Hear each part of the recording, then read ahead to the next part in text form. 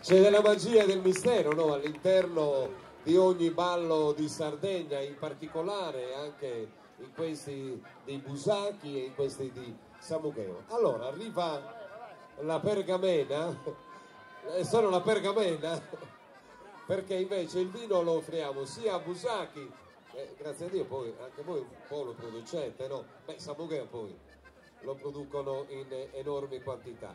Vi fate un applauso a Roberto, a Busacchi e a Samugheo, grazie a voi, veramente gentili.